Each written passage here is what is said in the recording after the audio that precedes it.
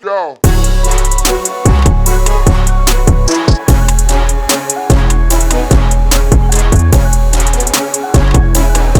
So how much of a shit would I be to just shit like, let me get a prop. Look at this. Look at what I made.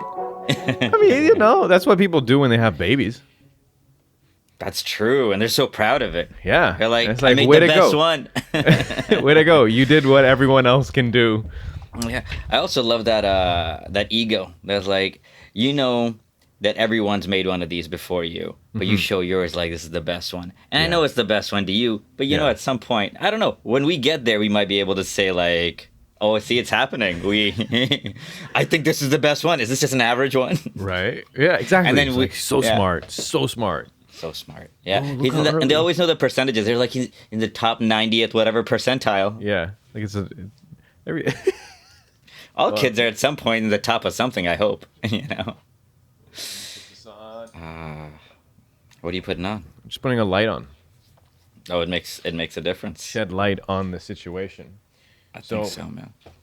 While the rest of us, we stayed in civilization and we were trucking along. Just I love how you transition. Work. I'll interrupt you to say that. I love how you transition. It's just like we were already talking about something. Well, while the rest of us, we're out here filling out forms, filtering Excel sheets, doing all that type of stuff. You are out there roughing it. Okay, you're out there in the wilderness. You found carrots. You found apples. And what do you tell us a little bit about this whole situation? You're like the trailer to my story. What is this bullshit? I wish you were like, hey, Syed, how was your weekend? And I'd be like, hey, man, you won't believe what I did. And what I did was my wife, she booked us a camping trip. Mm-hmm. And if you know my wife, she's never been camping, She's only started going cottaging recently, like in the last few years. Yeah. And she set up a hell of a camping trip, and immediately I knew it was in trouble. I was like, all right, let me ask you a question. Is there a bed in the tent? She's like, yes, there is. I was like, yeah, that's already not camping anymore. So we get there. This is called, I think, Whispering Springs or something. It's it's one of those names, right? Like, you're like, oh, there's no white people there. There's plenty of white people. What are you talking about? Oh, sorry, yeah. Everybody. Yeah. You know what? I will tell you, surprisingly, less white people than you would think, but it was really nice. Yeah. We get there, we park our car. This is in Prince Edward County, so it's beautiful already. You park your car, and immediately you can tell that this is going to be nothing like camping, because there's a area for people to get served. There's margarita pizzas. There's all these games. You can toss the bean bag and there's margarita pizzas. Oh, yeah. And there's all sorts of stuff. Right. And you get to reception. There's a reception to this campsite.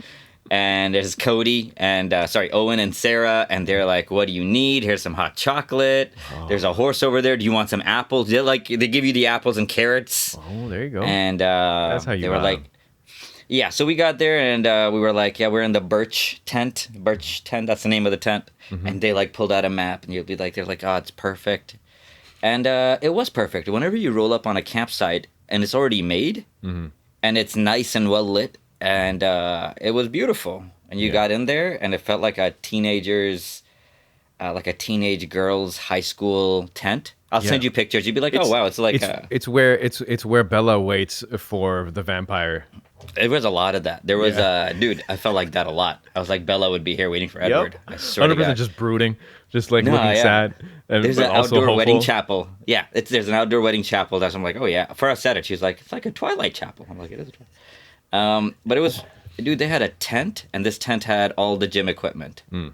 They had a area for table tennis. They had a military wall with a rope. Like, you can climb up this rope and jump on the other side, down this other side of this wall. They had all sorts of random stuff. Right. Hammocks everywhere. Like, I know it's camping, but they just have random hammocks. You can hammock it up. Anything that has water by it has a boat attached to it. Yeah.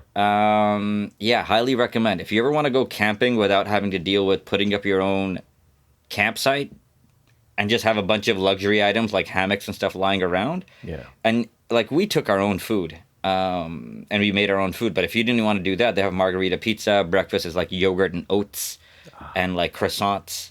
Sounds fantastic. Yeah, This is the exactly.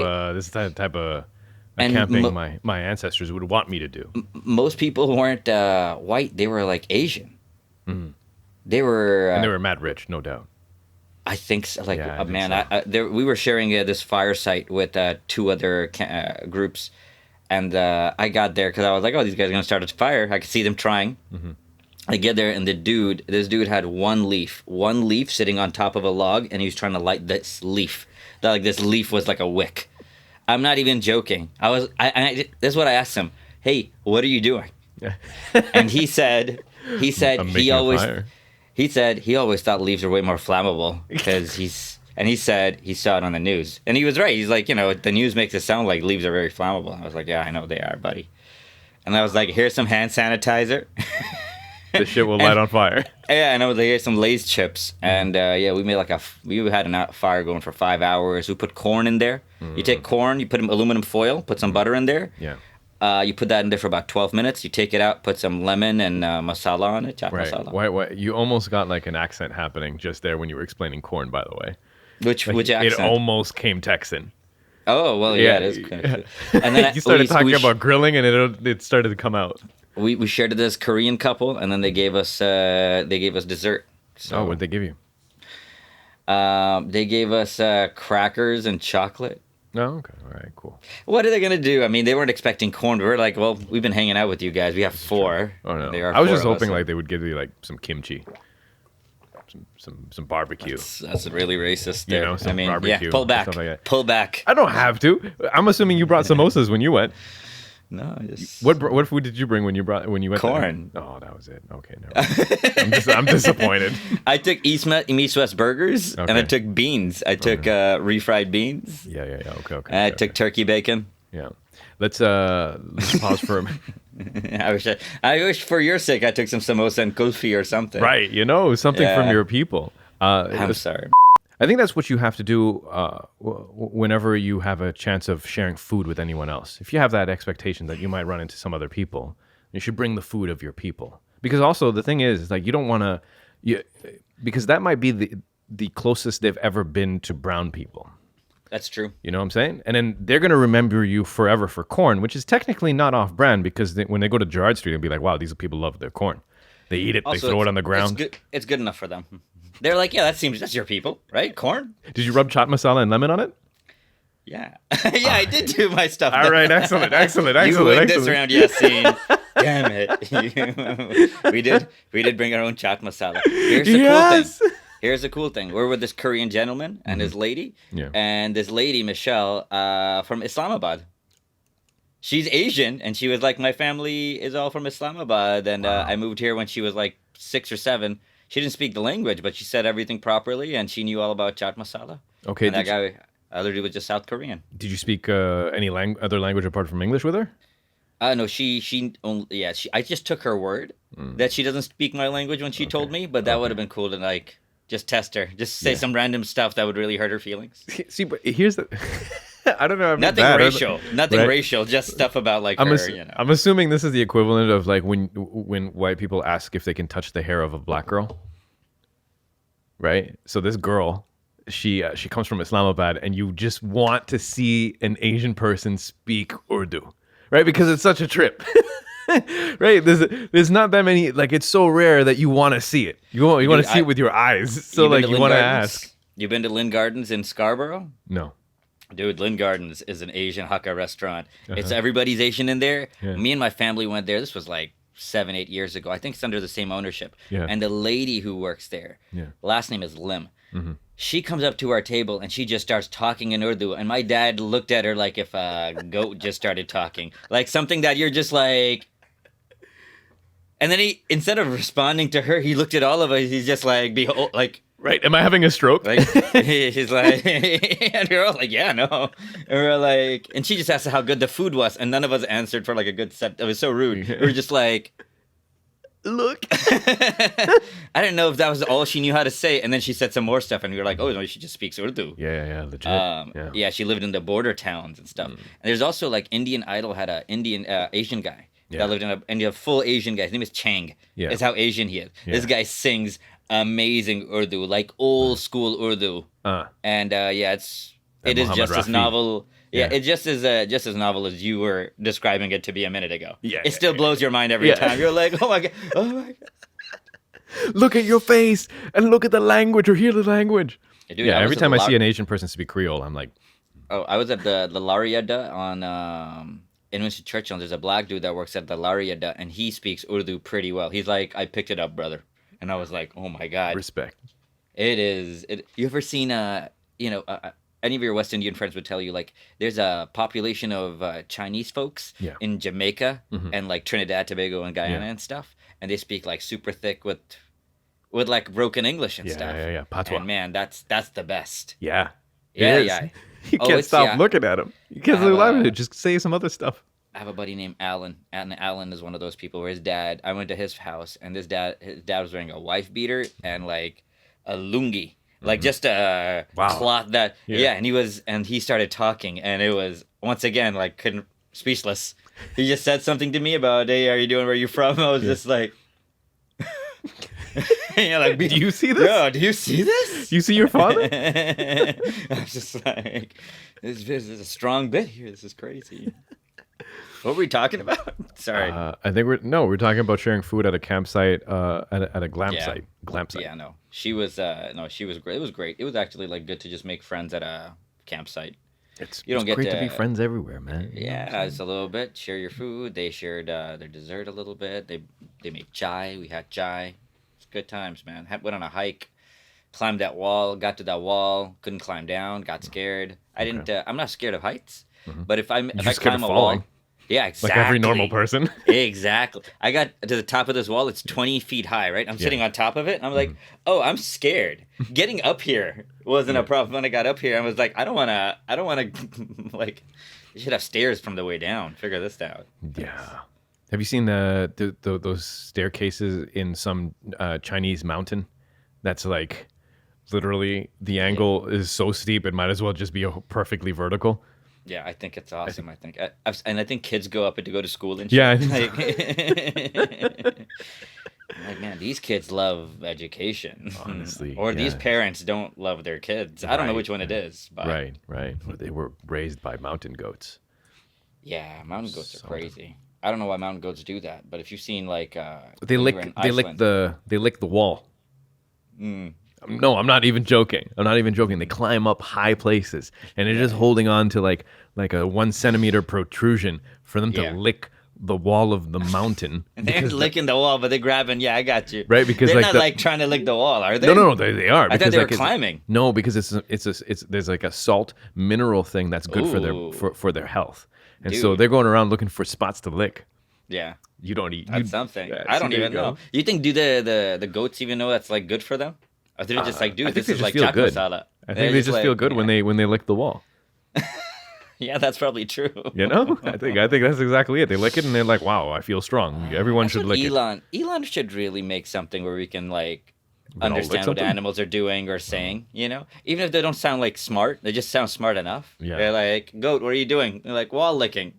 Tastes good. And they're like, all right, you know, Fair you enough. get it. Fair Very enough. good. As you were, Yeah. mountain goat, as you were. Yeah. It'd be like, hey, raccoon, what are you doing? It's like, oh, I'm just trying to think about how to steal this hat. And you're like, whoa, that's crazy. You go about your day. Fair enough. Speaking Yeah, about Elon. animals, my brother, Yeah. I gotta tell you important information. Information that upon you knowing about it right now, okay, it's gonna enrich your life. All right, I'm gonna tell you about a cat. His name is Simon. All right, Simon, born, well, not born, but his active duty, 1947 to 1949, was a ship's cat who served on the Royal Navy sloop of war HMS Amethyst. In 1949, during the Yangtze incident, he received a PDSA's Dickens Medal after surviving injuries from a cannon shell, raising morale, and killing off the rat infestation during his service. All right? He was born in Hong Kong, and he served on the British Royal Navy. Huh. Yeah. You want to hear more? Of course you do. Kind of, yeah, sure. It's Keep interesting. going, right? So Simon was found wandering the dockyards of Hong Kong in March of 1948, and a 17-year-old seaman, okay, brought him onto the frigate HMS Amethyst. All right. So it goes on to say, obviously they kept him over here, and while he was there, he smuggled the ship on board, the cat on board, and then the cat just rapidly gained a reputation, and it would just be because he's not supposed to be there. killing rats, dude. He was killing rats, and he was see. sleeping inside a captain's hat. Okay. They thought of him as a lucky thing. You know how sailors are very superstitious. There we go. Yeah. And then during an actual battle, this cat takes some shrapnel. Okay, badly wounded. He crawled onto the deck and he was rushed to the medical bay. Crawled. He's a cat. He's not. What do you want? Where the ship's surviving medical staff cleaned his burns and removed 4 pieces of shrapnel. That he was not expected to last the night. He managed to survive, however, after a period of recovery and returned to his former duties in spite of the indifference he faced from the new captain, Lieutenant Commander John Corrans, who is just a grump. After they anchored to the river, the ship became overrun by rats, and Simon took his task of removing them with vigor. Okay, then there's a bunch of more things over here, and then eventually he was lauded Animal Victoria Cross and the Dickens Medal. Okay. Jeez. And as of 2019, Simon is the only cat to have won this award. He doesn't even know. He didn't try for any of this. He's just living his life, man. This is what happens when you do something well. People will notice. And this cat could kill rats well. All right, he was getting thousands of letters, so many letters that one Lieutenant Stuart Head was appointed cat officer to deal with Simon's post. In every port the Amethyst stopped en route, Simon was presented with an honor and special welcome made for him at the Plymouth in November when the ship finally returned. Simon was, however, like all animals entered in the UK, subject to quarantine regulations and immediately sent to the animal center. Anyway, whilst in quarantine, Simon contracted a virus, and despite attentions from medical staff and thousands of well-wishers, he died on the 28th of November, 1949, from complications of a viral infection caused by his war wounds. How old is this cat now? I don't know, man. That matters. I mean, I don't know how. I think he's old. He doesn't look young. You know his age, right? I don't know what his age is. I don't know at what age he died. They just know him when they picked him up from the docks. And here we go. His gravestone. Yeah. Who was buried with the other soldiers.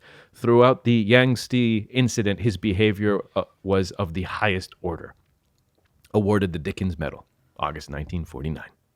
That's awesome, man. That's pretty cool. Cats, dude. Freaking cats. Good for cats. That's a big win for cats here. That's a big one because I don't think they have any other. You even said it. It's the only cat that's ever won this. Yeah. Cats don't do shit like this. I also like how they try to give it credit for being a cat. They're like, even though the next owner didn't care for this cat, the cat just kept doing what it's doing. You said that. Like, wow, persevered. Right, yeah. It kept on grinding despite the fact that no one was appreciative of his work. Even the new captain was like, are we real? Like, this other idiot is now working for this cat as the cat's postal officer? I would be upset as well. You have to slow shit down for this cat that doesn't do anything other than eat mice? Oh, but he's protecting the food stocks as well, right? Yeah, you could just see the cat. Yeah, sure. Yeah, I'm sure every cat, every ship. If I was another cat, I'd be upset. I was like, this is what we do. This guy gets to sleep in a hat? Nah, man, you've watched plenty of cat videos. You've seen how cats treat some mice. They're treating mice like their pets. They're like, oh, here's a wonderful, the dodo. That IG account, and it's like, well, we found this baby duck chick, and immediately we brought her home, and we thought that our cat wouldn't get along with this chick, but look how they nuzzle each other, and then there's all this stuff, and now they're just too happy. There's a cat and a full-size duck. Yeah, the cats have forgotten what cats used to do, bro. You believe the reality you're presented with. It's true. I'm just saying. That was a different breed, man. They don't make them the way how they make them like that. You know how big rats are? He probably was taking down rats. He was taking down rats the same size of him. You can't even have a cat that lives on rats because we don't have that many rats. Except for New York. Yeah, I guess so. Those rats are crazy. New York is insane. I saw more rats in one day of walking or one night of walking in New York than in my entire life. Jeez. There was so many of them. But anyway, There's another lesson to learn here, Said. Yeah. Or not related, but a lesson nonetheless. I started watching a bunch of confession videos. Okay. Or wrongful confession videos. It's essentially cops that are interrogating people, and then what they're trying to do is get a confession. That's like big. That's the big thing for them, right? If a cop can get a confession without even any evidence, win. That gets you up in the high ranks of detective and all this other stuff. That's what they want to do.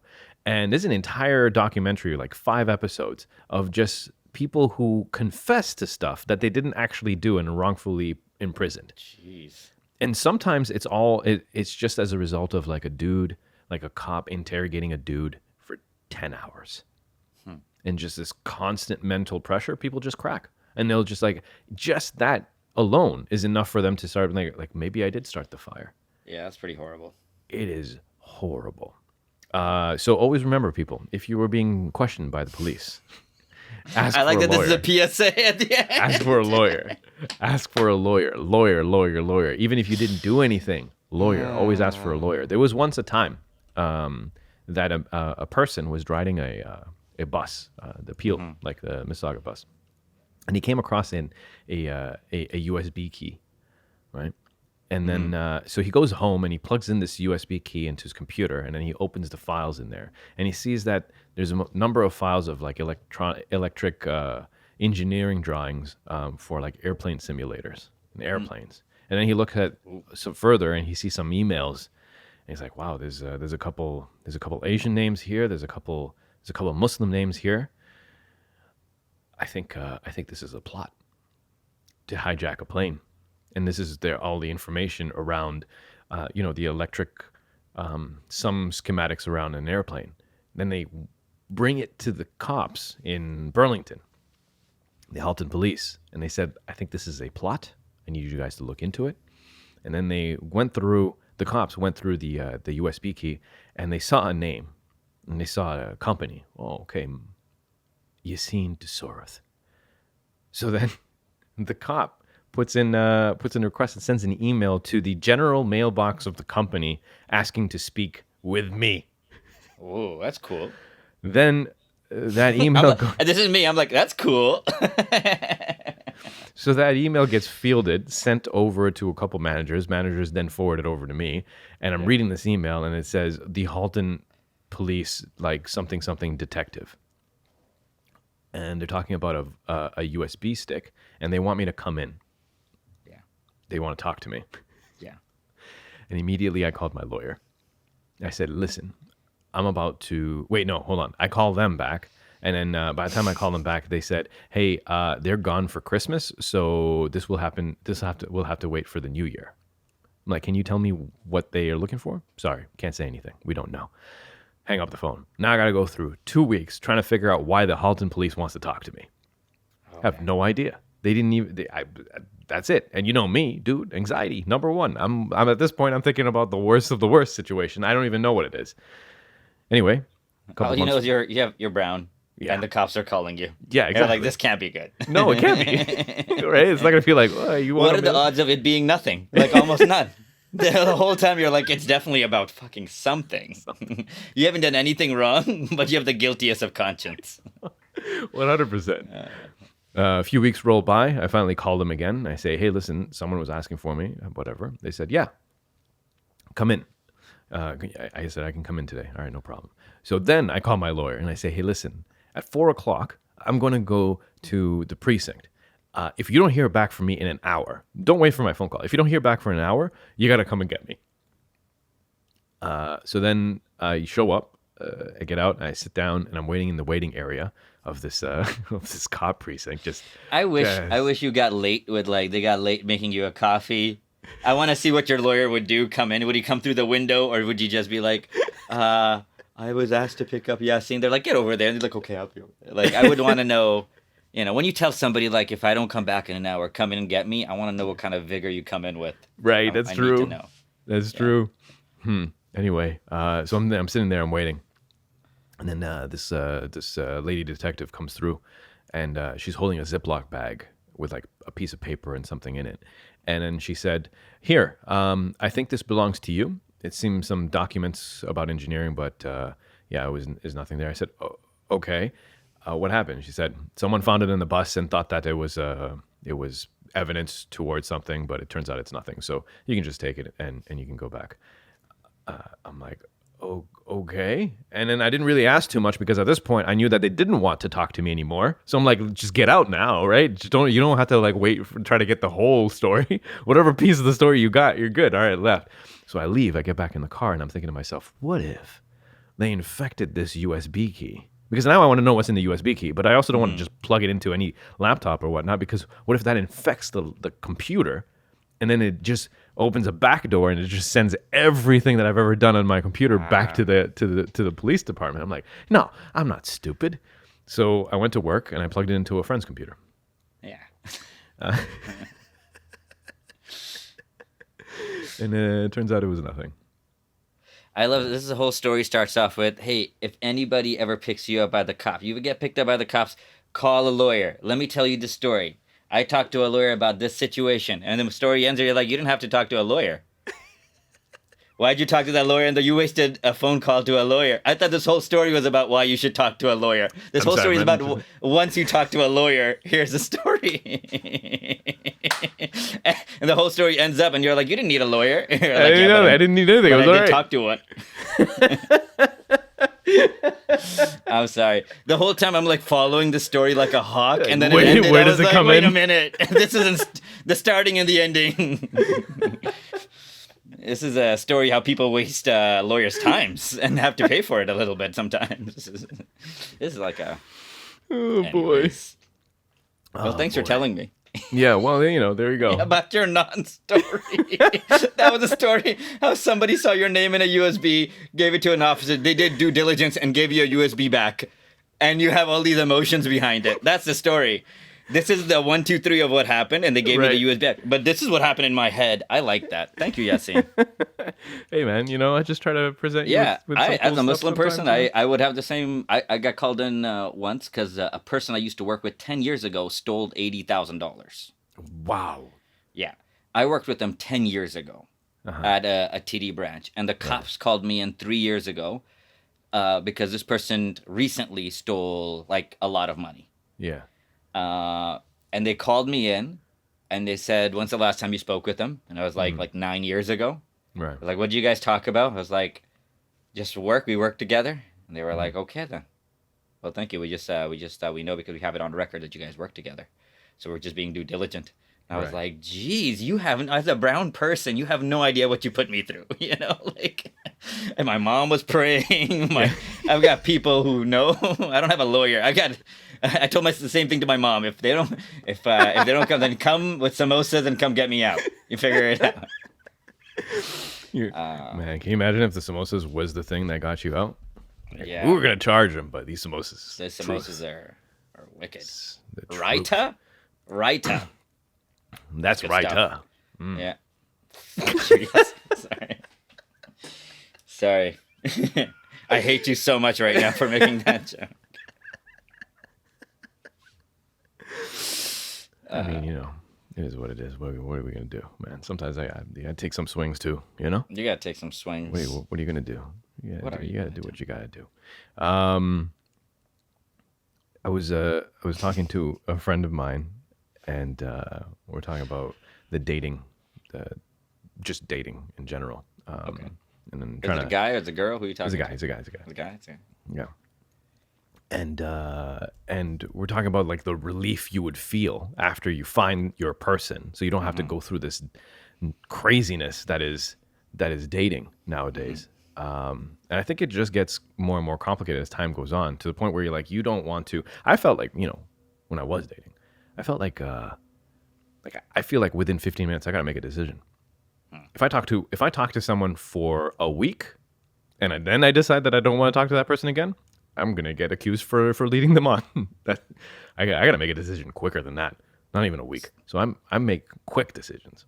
And I was thinking to myself, there's other people who have found their person while they were in university in MSA, and that shit's a layup, bro. Yeah. Why?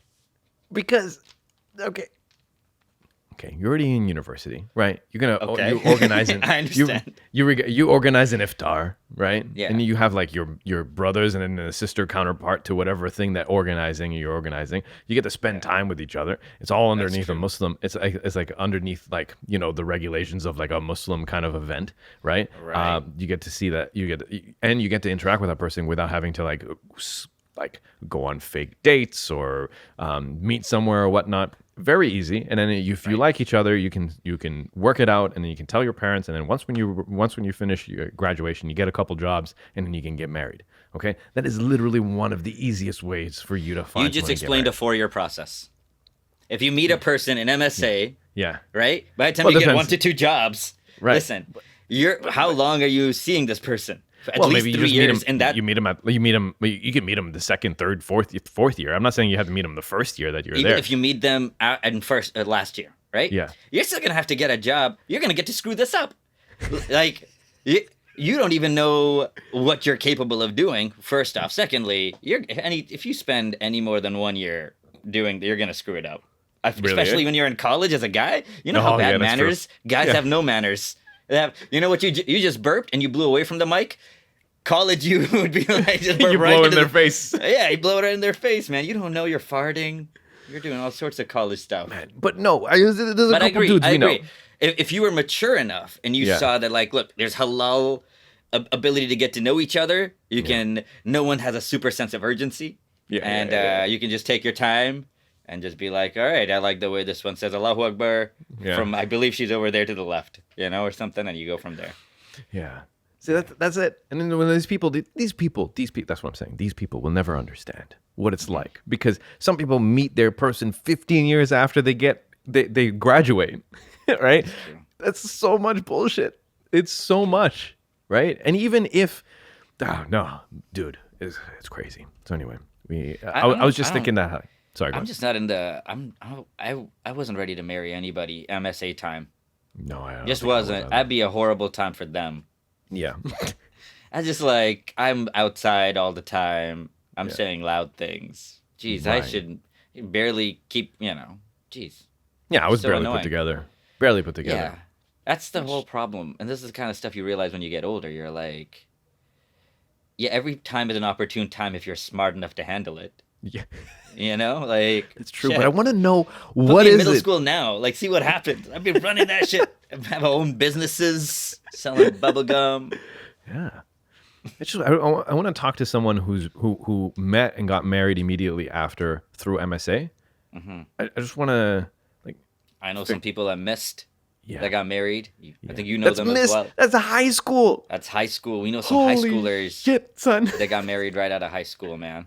Ooh. You know who we're talking about, right? I think so. Yeah, we should have them on. Yeah, okay. Yeah. You guys didn't even reach adulthood, legally. Yeah. Man. Jeez. I just recently watched I saw an IG story of a dude who just recently got married, right? And he screenshotted the very first message that he ever sent the person. Right. Okay? Now, if I did that for me, it would be a screenshot of Muzmatch's chat is not good. Yeah, exactly. Right? That's generally what it is. However, this dude's message, okay? And he just got married. This dude's message was, "Hello, my name is blank blank. Your father gave me your phone number. Oh my God. He told me that you were going on a trip. So enjoy your trip. However, when you come back, if you're interested to talk further, then let me know. Take care. Assalamu alaikum." Wow. And they got married off of that. Man. Damn. I could totally see how that text could have gone wrong. I would also love to know what's the worst text somebody has sent and still got closed the deal. Yeah. Wow, that's a horrible opening. Love to see the journey of this thing. Yeah. I think also this guy sounds like his dad sent the message. It's way too respectful. Yeah, it was a very good message. Yeah, it was a very good message. I had a friend of mine who got matched with someone on Muzmatch or Minder or whatnot. Mm-hmm. He's like, dope. He likes how she looks. It's all good. Let's start messaging, right? You do a message. Assalamu alaikum. How are you? 1 second. Sorry.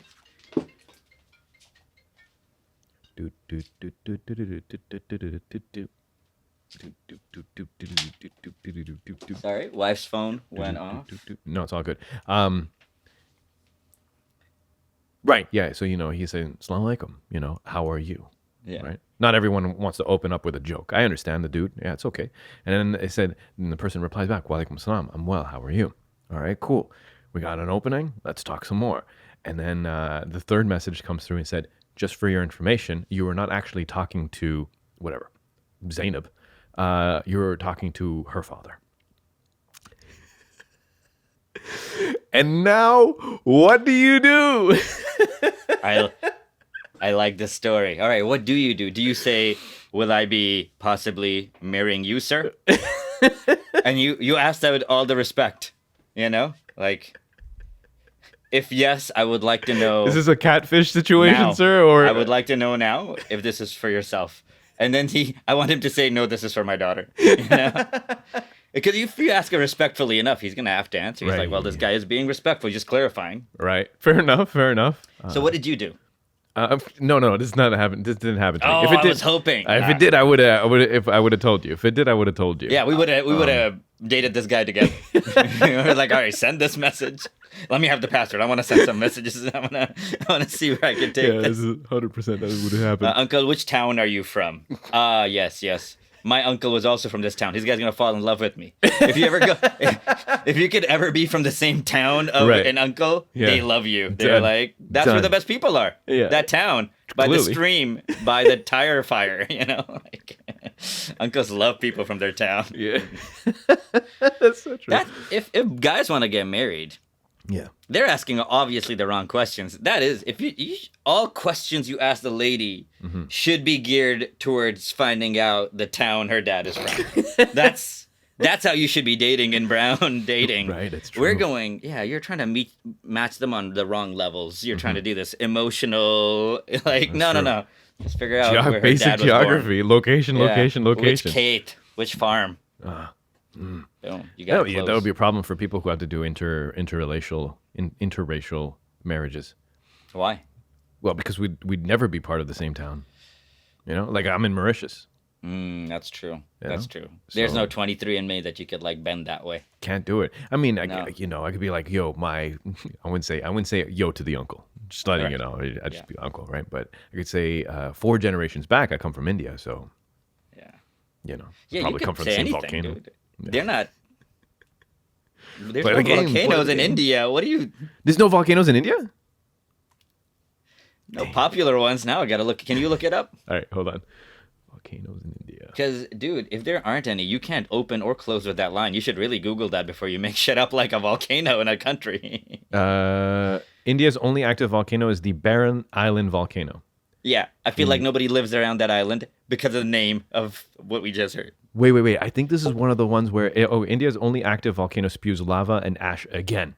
This was in 2018. I remember that video where one erupts and they're on a boat and they're like, "Wow, that's crazy!" And then the shockwave hits them. Yeah, and it hits you when you're Yeah. watching on this. You're like, "Wow, that blew my eyebrow back." Yeah. All right. Well, anyway, so they have volcanoes. Anyway. Nice. All right, you win this round. You'll have something to talk about this fake. Yeah, interracial would be hard. You can't be from the same town. You could just like say something to make yourself more racist. You're like, we're from this. Like, oh yeah, my car was made there. It's like, Well, there's another thing that you can do, right? If you don't bond over the town, which is something that they like, you can bond over a shared hate of something. tell me Right? more. Yeah, uncles love to complain about something, right? You just need to find the thing that they love complaining about. You complain about it with the same level of vigor, right? That's all you need to do. So, for example, if it's a political thing that they have a problem with or whatever's going on in India or whatnot, you can just be like, "Did you hear this politician, what he said?" And they'll be like, "Yes, I heard what he said." Bam, that's it, and you're in. That's You true. just need the opening, right? If you can't get that, let's say you're trying to talk up an Arab uncle, right? You're trying to get an Arab lady. Then all you need to do is say the Palestinian plight, bro. No, we cut off. Damn. All right, like I was saying. Yeah. So if you're trying to talk up an Arab uncle, right? It's very easy. Any Arab uncle. This works all the time. You got to share something that you hate. You just say, "Hey, did you hear what happened in Palestine?" That's it. The Palestinian plight is a great unifier of dislike towards that war and that struggle. You just do that, you're in, bro. You're in. Anytime that somebody asks me that, I'm going to be like, is this guy trying to get with my daughter? If it's Yasin, then we know it's a hand Yasin is willing to play. It's a global struggle, but Yasin is like... Hey, look, all I'm trying to do... I like you have no defense. You're like, look. Now let me think of something to say from this look onwards. All I'm trying to do is I'm trying to help some of these people out. Okay, I know the struggle. I know how it is. Some people might have seen on the Instagram. I just recently got engaged. So there is some. Thank you, brother. Appreciate it. But there's a tremendous amount of relief, and then hopefully, inshallah, everything goes well. But it's hard. I really, honestly, I'm not even joking. That whole let's find something because when I had to go and meet the family, I was like, you don't know what type of conversation you might have with the uncle. You might be able to maybe you only have a little bit, and then that's it. It comes to an end too quickly. You need to have a little bit more stuff, and it's not like a podcast. I can't just be like, what are your thoughts about Simon the cat? I'm limited here. He hasn't played the video games I've played. He hasn't, he doesn't watch basketball. There's a lot that you don't know. I don't even know how to prepare for one. Exactly. Because it's you can't really even make enough subjects to go through because you don't know what's interesting to them at all. I try to just roll with what they have. Mm-hmm. And sometimes that gets you in all sorts of places. Food, racism. They'll take you into racism. Yeah. And then you're like, all right, how do I not say something racist? Right. But also nod indifferently enough that it doesn't seem like I'm disagreeing. Yeah, and you don't want to be too condescending at the same time either. Trying to walk that line. I'm smiling, but also yeah. It's tough, man. It's tough. So that's why you might have to go the shared dislike route. Right? Because if you run out of topics let's say you run out of topics for 5 minutes, 10 minutes. They've already asked you how the drive was. They asked you if you're hungry. They offered you water. You've said, no, thank you. You said everything's okay. Alhamdulillah, my parents are okay. Okay, now what else you got? Right? So maybe you can be like, oh, this is where I come from.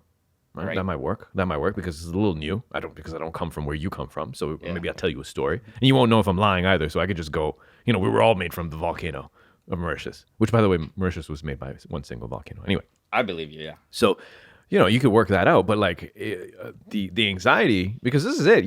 This is your first impression. You don't want to lose. You want to win that entire evening. And so, if it comes down to it, my brothers, if it comes down to it, and you're running out of stuff, you're starting to sweat. You go to the washroom, okay? You wipe your brow. You pull out your phone. Because you already know where this uncle comes from. Type something there and type in political or news or something and then read. And then come back out of there and then hit one of those topics. It's going to work. And you don't even have to know the topic. You just need to know the acronym of a party. Yeah. Right? Depending whatever it is, like PPL. Yeah. And you don't have to, if you don't know if this guy's pro PPL or anti PPL, just be like, did you hear about PPL? That's just it. Like Yasin was like, did you hear about what that politician was saying? This guy would either go into somebody he hates, which was most, and then you just lean into that, right? Yeah. Let him carry the conversation. Exactly. You want to leave this thing where you spoke 12% and all supportive and they spoke. And as soon as there's a dead zone, oh, what kind of tea do you like? Mm-hmm. He likes tea. Yeah, if he doesn't, he likes chai. Yeah. Oh, yeah, yeah, that's a good one. That's a good one. Which one is the one that's not so good? He has an opinion. Right? Yes, 100%. He'll tell you. He'll tell you why. He'll tell you why and what year that tea company went wrong. Right. They were good till 87. Right. Then you ask him, how does he make it? Yeah. How does he make it? That one worked actually. Because he was. Hey, you have a lot of daughters. Do you like being responsible for all of them, Uncle? What's the stress like? Oh, you ask him about their stress levels, right?